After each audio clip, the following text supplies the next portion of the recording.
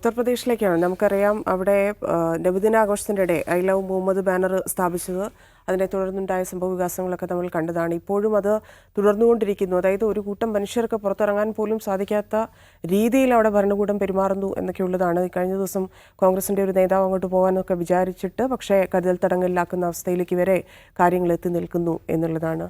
Sir, എന്താണ് അവിടെ സംഭവിച്ചുകൊണ്ടിരിക്കുന്നത്? നമ്മൾ കഴിഞ്ഞ ആഴ്ച ഡിസ്കസ് ചെയ്തതാണ്. ഇപ്പോൾ ഐ ലവ് മുഹമ്മദ്, ഈ മീലാദുൻ നബി ആഘോഷങ്ങളുടെ ഭാഗമായിട്ട് ഇവിടെ ബറേലി എന്ന് പറയുന്ന സ്ഥലത്താണ് ഈ ഐ ലവ് മുഹമ്മദ് എന്ന് പറയുന്ന ബാനർ തൂക്കുന്നു. അതിനെതിരെ പോലീസ് നടപടിയെടുക്കുന്നു. അതിനുശേഷം തൗക്കീർ റസാ ഖാൻ എന്ന് പറയുന്ന അവിടുത്തെ ഒരു നേതാവ്, മുസ്ലിം ഇത്തിഹാദ് കൗൺസിൽ എന്ന് പറഞ്ഞൊരു സംഘടനയുടെ ആളുകൂടെയാണ് അദ്ദേഹം. കഴിഞ്ഞ വെള്ളിയാഴ്ച ഒരു പ്രൊട്ടസ്റ്റിന് ആഹ്വാനം ചെയ്യുന്നു. ആ പ്രൊട്ടസ്റ്റ് പോലീസും തമ്മിലുള്ള ക്ലാഷ് ഉണ്ടാകുന്നു. അതിനുശേഷം വ്യാപകമായി ഇന്നിപ്പോൾ ഇന്ത്യൻ എക്സ്പ്രസ് റിപ്പോർട്ട് ചെയ്യുന്ന ആ പ്രദേശത്ത് 82 ആളുകൾ അറസ്റ്റ് ചെയ്യപ്പെട്ടു. ഈ പറയുന്ന തൗക്കീർ റസാ ഖാൻ അടക്കമുള്ള ആളുകൾ അറസ്റ്റ് ചെയ്യപ്പെട്ടു. പല ആളുകൾക്കും പല കുടുംബങ്ങളുമായിട്ട് ഇന്ത്യൻ എക്സ്പ്രസ്സിന് ലേഖകൻ സംസാരിക്കുന്നുണ്ട്. അദ്ദേഹം എഴുതുന്നതെന്ന് വെച്ചിട്ടുണ്ടെങ്കിൽ പലർക്കും വീട്ടിലെ ചെറുപ്പക്കാരെ കാണുന്നില്ല, കുറേ ദിവസങ്ങളായി കാണുന്നില്ല. അവർ അറസ്റ്റ് ചെയ്യപ്പെട്ടതാണോ അല്ല വേറെ എവിടെയാണോ എന്നതിനെക്കുറിച്ച് നിശ്ചയമില്ല. അറസ്റ്റ് ചെയ്യപ്പെട്ട ആളുകൾക്ക് തന്നെ അവരെ പോയി കാണാൻ പറ്റുന്നില്ല, അവർക്ക് ലീഗൽ എയ്ഡ് കൊടുക്കാൻ പറ്റുന്നില്ല. അങ്ങനെയുള്ള കടകൾ അടഞ്ഞു കിടക്കുന്നു. ഒരുതരം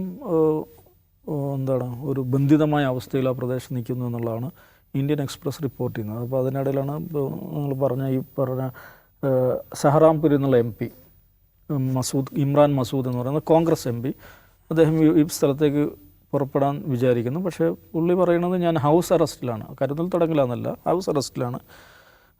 അപ്പോൾ ഹൗസ് അറസ്റ്റിലാണെന്നുള്ള അദ്ദേഹത്തിൻ്റെ വാദത്തെ പോലീസ് നിഷേധിക്കുന്നുണ്ട്. പക്ഷേ വീടിന് ചുറ്റും പോലീസുകാരുണ്ട്. അപ്പോൾ അതേക്കുറിച്ച് അവിടുത്തെ പോലീസ് സൂപ്രണ്ട് പറയുന്നത് അദ്ദേഹത്തിന് സുരക്ഷ ഒരുക്കാൻ വേണ്ടിയിട്ടാണ് നമ്മളവിടെ നിൽക്കുന്നതെന്നുള്ളതാണ്.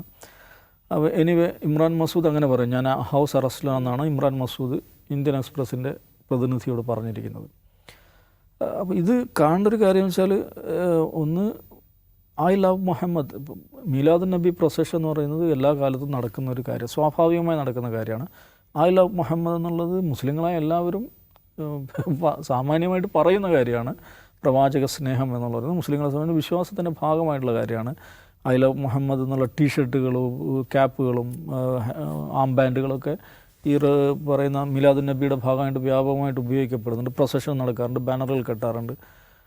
പക്ഷേ എന്ന് പറഞ്ഞാൽ വളരെ നോർമലായി നടക്കേണ്ടുന്ന ഒരു കാര്യം. അതാണ് ഇതിലേറ്റവും പ്രധാനപ്പെട്ട ഒരു കാര്യം. മുസ്ലിങ്ങളുമായി ബന്ധപ്പെട്ട സ്വാഭാവേന നടക്കുന്ന കാര്യങ്ങൾ, വളരെ നോർമലായി നടക്കേണ്ട കാര്യങ്ങളെപ്പോലും അതിനെ എന്താക്കുകയാണ്, അതിനെ ക്രിമിനലൈസ് ചെയ്യുകയാണ്. അതൊരു തരം ക്രിമിനൽ ആക്ടിവിറ്റി ആയിട്ട് കാണും. നന്ന ചുരുങ്ങിയത് അതൊരു പ്രശ്നമാക്കി മാറ്റുക. ഇപ്പോൾ ബാങ്ക് വിളി വർഷങ്ങളായി നൂറ്റാണ്ടുകളായി ഇങ്ങനെ നടന്നുകൊണ്ടിരിക്കുന്ന കാര്യമാണ്. ആരും പ്രത്യേകിച്ച് അതിൻ്റെ പേരിൽ അസ്വസ്ഥരാകുകയോ നാട്ടിൽ നിന്നും പ്രശ്നം ഉണ്ടാകുന്നത് നമുക്കറിയില്ല.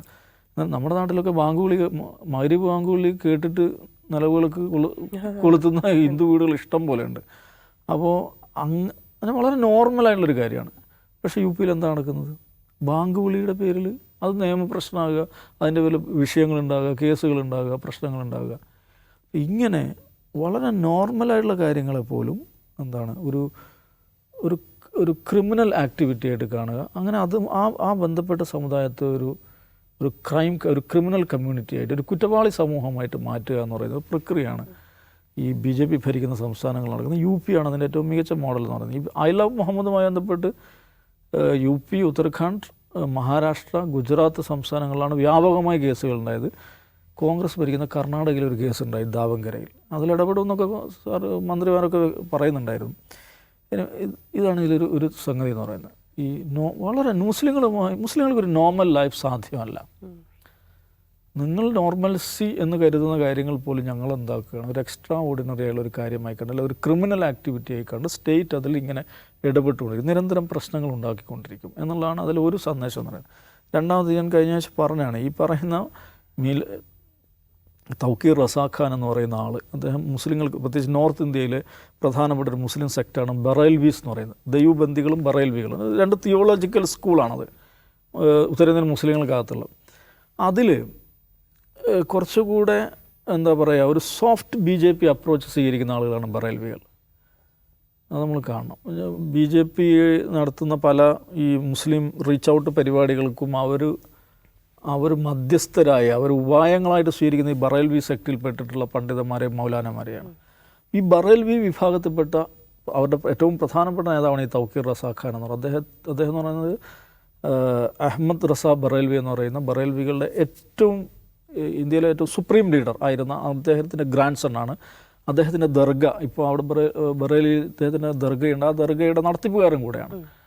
അപ്പോൾ ഇവർ സാധാരണ പറയും ഞങ്ങൾ പൊളിറ്റിക്കൽ ഇസ്ലാമിനെയാണ് ഞങ്ങൾ എതിർക്കുന്നത് എന്നൊക്കെയാണ് ഇവർ സാധാരണ പറയാറ്. ഈ പറയുന്ന ബറേൽവി എന്ന് പറഞ്ഞാൽ ഈ ട്രഡീഷണൽ ഇസ്ലാമിൻ്റെ ഏറ്റവും ട്രഡീഷണൽ ആയിട്ടുള്ള ഒരു സ്കൂൾ പിന്തുടരുന്ന ആളുകളാണ്. അവർ നടത്തുന്ന ഒരു പരിപാടിയിലാണ് ഈ ബാനർ കെട്ടിയിരിക്കുന്നത്. അതിനെയാണ് ക്രിമിനലൈസ് ചെയ്യുന്നത്, കുറ്റവാളികൾക്ക് ചെയ്യുന്നത്. ഈ പെർട്ടിക്കുലർ കക്ഷി തൗക്കീർ റസാ ഖാൻ എന്ന് പറഞ്ഞാൽ അദ്ദേഹത്തിൻ്റെ പശ്ചാത്തലം അത്ര നല്ലതാണെന്ന് എനിക്ക് അഭിപ്രായമില്ല. നേരത്തെ പല വിവാദങ്ങളും പെട്ട ആളാണ്. ഇപ്പം തസ്ലീമ നസ്രീനെതിരെ നടത്തിയിട്ടുള്ള ഒരു വിദ്വേഷകരമായിട്ടുള്ള പ്രഭാഷണം, തസ്ലീമ നസ്രീൻ്റെ തല കൊയ്യണമെന്ന മട്ടിലൊക്കെ പ്രസംഗിച്ച് മുമ്പ് കേസുകളൊക്കെ പെട്ടുള്ള ആളാണ്. ഒരു റാബിൾ ട്രൗസർ ടൈപ്പ് കക്ഷിയാണ്. പല സന്ദർഭങ്ങളായിട്ട് പൊളിറ്റിക്കൽ അലീജിയൻസ് മാറ്റിക്കൊണ്ട് ചിലപ്പോൾ BSPയോടൊപ്പം SP കോൺഗ്രസിനോടൊപ്പം ഈ പറയുന്ന അദ്ദേഹത്തിൻ്റെ ഈ പാർട്ടിയാണ് IMC എന്ന് പറയുന്ന ഈ സംഘടന, ഇത്തിഹാദി മില്ലത്ത് കൗൺസിൽ എന്ന് പറയുന്ന സംഘടന അവിടുത്തെ ലോക്കൽ മുനിസിപ്പൽ ഇലക്ഷനിൽ മത്സരിക്കുകയും കുറേ സീറ്റുകൾ വിജയിക്കുകയും ചെയ്താണ്. പ്രശസ്തിക്കും ഇതിനൊക്കെ വേണ്ടി ശ്രമിക്കുന്ന പലതരത്തിലുള്ള വിവാദപരമായ നടപടികൾ നേരത്തെ പങ്കാളിയായിട്ടുള്ള ഒരാളാണ്. പക്ഷേ അദ്ദേഹത്തിന് ഇങ്ങനെ ലൈലൈറ്റിൽ വരാൻ അല്ലെങ്കിൽ ഇങ്ങനെ ഒരു വിഷയത്തെ മുൻനിർത്തി ജനങ്ങളെ സംഘടിപ്പിക്കാൻ കാരണമായത് എന്താണ്? ഈ പറയുന്ന ഐ ലവ് മുഹമ്മദ് എന്ന് പറയുന്ന ബാനർ കെട്ടിയതിനെതിരെ എടുത്തിട്ടുള്ള പോലീസ് നടപടിയാണ്. അപ്പം ഇത് ഇപ്പം ഇന്ന് ഇന്ത്യ ടുഡേ ഭയങ്കര രസമാണ്. ഇന്ത്യ ടുഡേ ഈ വിഷയവുമായി ബന്ധപ്പെട്ട് കൊടുത്ത ഒരു ആർട്ടിക്കിളിന് കൊടുത്ത തലക്കെട്ട്, who is Tauqeer Raza Khan, the master mind behind I love Muhammad controversy. ഒന്ന് ആലോചിച്ച് നോക്കുക, ആ പ്രയോഗത്തിലൊരു അപകടം ഒന്ന് ആലോചിച്ച് നോക്ക്. മാസ്റ്റർ മൈൻഡ് സാധാരണ നമ്മൾ മാസ്റ്റർ മൈൻഡ് എന്ന് ഉപയോഗിക്കുന്നതാണ്. അതൊരു സ്ഫോടനം നടക്കുന്നു, അല്ലെങ്കിൽ ടെററിസ്റ്റ് അറ്റാക്ക് നടക്കും. Master mind behind I love Muhammad chaos. അപ്പോൾ ഐ ലവ് മുഹമ്മദ് എന്ന് പറയുന്നത് ഒരു ബാനർ കെട്ടുന്നതിൻ്റെ പിറകിൽ എന്തുണ്ടാവണം? ഒരു മാസ്റ്റർ മൈൻഡ് ഉണ്ടാകണം എന്നുള്ളതാണല്ലോ ഇതിൻ്റെ ഭാവന എന്ന് പറയുന്നത്. അപ്പോൾ ഒരു നറേറ്റീവ്, ഈ സംഘി പ്രൊഫൈലുകൾ പ്രചരിപ്പിക്കുന്ന ഒരു നറേറ്റീവ് വെച്ചാൽ തൗക്കീർ റസാ ഖാൻ്റെ പശ്ചാത്തലവും അയാളുടെ ഈ വിവാദങ്ങളൊക്കെ വെച്ചിട്ട് അങ്ങേര് കുഴപ്പക്കാരനാണെന്ന് സ്ഥാപിക്കാനാണ് ശ്രമിക്കുന്നത്. ഓക്കെ, ഫൈൻ, അങ്ങനെയാണെന്ന് വിചാരിക്കുക. അങ്ങനെ ബാക്കിയുള്ളിടത്തൊക്കെ ഗുജറാത്തിൽ കേസുണ്ട്, ഡസൻ കണക്കിന് കേസുണ്ടല്ലോ, ഉത്തരാഖണ്ഡിലായിട്ട്, ഗുജറാത്തിലായിട്ട്, മഹാരാഷ്ട്രയിലായിട്ട്. ഇതൊക്കെ എന്തിനാണ്? സിംപ്ലി ഇങ്ങനൊരു ബാനർ വെച്ചതിൻ്റെ പേരിൽ അതെന്താണ്, ഇൻസൈറ്റിംഗ് വയലൻസ് എന്ന് പറഞ്ഞിട്ട് BNSലെ വകുപ്പുകളിട്ട് കേസെടുക്കുകയാണ്. ഇതാണ് പറഞ്ഞത്, സാധാരണ ചെയ്യുന്ന മുസ്ലിങ്ങൾ സാധാരണ ചെയ്തു പോരുന്ന കാര്യങ്ങൾ പോലും അങ്ങനെ ചെയ്യാൻ പറ്റില്ല. ഞങ്ങൾ കുഴപ്പമുണ്ടാക്കും, പ്രശ്നമുണ്ടാക്കും, കേസെടുക്കും എന്ന സന്ദേശമാണ് നൽകുന്നത്. ഇതെങ്ങോട്ടാണ് പോകുന്നതെന്നുള്ളത് ഇന്നിപ്പോൾ വീണ്ടും ബുൾഡോസർ രാജ ഒരു പള്ളി പൊളിച്ചുകൊണ്ടിരിക്കുന്നു. ഇന്ത്യ ഹിന്ദു രാഷ്ട്രമാകുമെന്ന് ചോദിക്കുമ്പോൾ മോഹൻ ഭാഗവത് പറയുന്നില്ലേ, ഇത് ഓൾറെഡി ഹിന്ദു രാഷ്ട്രമാണെന്ന്. അതാണ് നമ്മൾ കാണുന്നത്. അവർ ഉദ്ദേശിക്കുന്ന ഹിന്ദു രാഷ്ട്രം അതാണ്. അതായത് മറ്റേതെങ്കിലും ആളുകൾക്ക്, അതിപ്പോൾ ബുദ്ധിസ്റ്റ്, ലഡാക്കിലെ ബുദ്ധിസ്റ്റുകളാവട്ടെ, ഇന്ത്യയിലെ മുസ്ലിം ന്യൂനപക്ഷമാവട്ടെ, ക്രിസ്ത്യാനികളാവട്ടെ, അവരുടെ സെൽഫ് എക്സ്പ്രഷൻ അനുവദിക്കില്ല. നിങ്ങളെല്ലാം എന്ത് ചെയ്യണം? ഒരു അർത്ഥപൗരന്മാരായി, വോട്ടവകാശമോ പൂർണ്ണ മനുഷ്യാവകാശമോ ഇല്ലാത്ത അർത്ഥപൗരന്മാരായി ഞങ്ങളുടെ രാജ്യത്തിൽ ജീവിക്കണം. അതാണ് ഹിന്ദു രാഷ്ട്രം എന്നാണ് ഗോൾവാർക്കർ എഴുതി വെച്ചിട്ടുള്ളത്. അത് നടപ്പാക്കുകയാണ് യോഗി ആദിത്യനാഥ്. നമ്മൾ മനസ്സിലാക്കേണ്ട ഒരു കാര്യം, ഈ പോലീസിൻ്റെ ഒരു അട്രോസിറ്റി എന്ന് പറയാവുന്ന കാര്യങ്ങളാണ് നടന്നിട്ടുള്ളത്. നിയമപരമല്ലാത്ത ചില കാര്യങ്ങളാണ് നടന്നിട്ടുള്ളത്. അതിനെ സപ്പോർട്ട് ചെയ്തുകൊണ്ട് വൻ ജനക്കൂട്ടം ഇതേ UPയിൽ റാലി നടത്തുന്ന വിഷ്വൽസ് നമുക്ക് കാണാം. We love Yogi, I love Muhammad എന്നതിന് പകരം we love Yogi, we support police എന്ന് പറഞ്ഞിട്ട് ബാനർ വിളിച്ച ആൾ റാലി നടത്താണ്. ബുൾഡോസർ. അപ്പോൾ അതത്രമാത്രം അങ്ങനെയാണ് ഞങ്ങളുടെ ഹിന്ദു രാഷ്ട്രം മുന്നോട്ട് പോകുന്നത്. അവിടെ കമ്മ്യൂണിസ്റ്റുകൾക്ക് സെൽഫ് എക്സ്പ്രഷൻ അവകാശമുണ്ടോ എന്നുള്ളതൊക്കെ വലിയ ഡിബേറ്റുകളാണ്. കാരണം യഥാർത്ഥ കമ്മ്യൂണിസ്റ്റുകൾ എന്ന് പറയുന്ന ആളുകൾക്ക് ഇപ്പോൾ ജയിലിലാണുള്ളത്.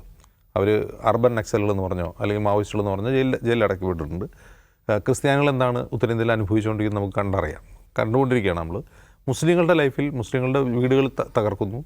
മുസ്ലിങ്ങളുടെ ഏതെങ്കിലും തരത്തിലുള്ള സെൽഫ് എക്സ്പ്രഷൻ, അതായത് ബാങ്ക് വിളിക്കുന്നതാണെങ്കിൽ പോലും അത് പ്രശ്നമാണ്.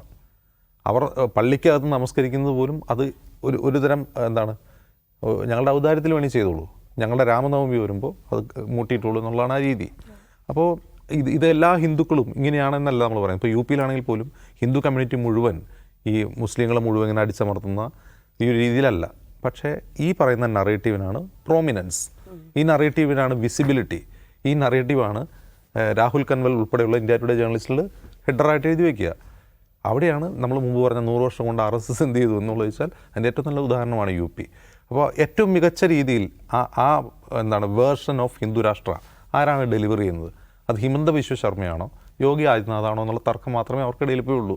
അല്ലാതെ മറ്റൊരു വൈരുദ്ധ്യം അവർക്കിടയിലില്ല. ഏറ്റവും മികച്ച രീതിയിൽ നന്നായി സ്കോർ ചെയ്യുന്ന ആരാണ്? അത് ഗുജറാത്തിൽ മോദി അത് നന്നായിട്ട് സ്കോർ ചെയ്തു, അദ്ദേഹം പ്രധാനമന്ത്രിയായി. ഇനി നെക്സ്റ്റ് ഹു ഈസ് നെക്സ്റ്റ് എന്ന ചോദ്യത്തിന് ഹിമന്ത ബിശ്വ ശർമ്മയാണോ യോഗി ആദിത്യനാഥാണോ? ബാക്കി ആരും എന്താണ് ഒരു നിയർ കോമ്പറ്റീറ്റേഴ്സ് ആരും ഇപ്പോൾ അവിടെ ഇല്ല എന്നുള്ളതാണ് യാഥാർത്ഥ്യം.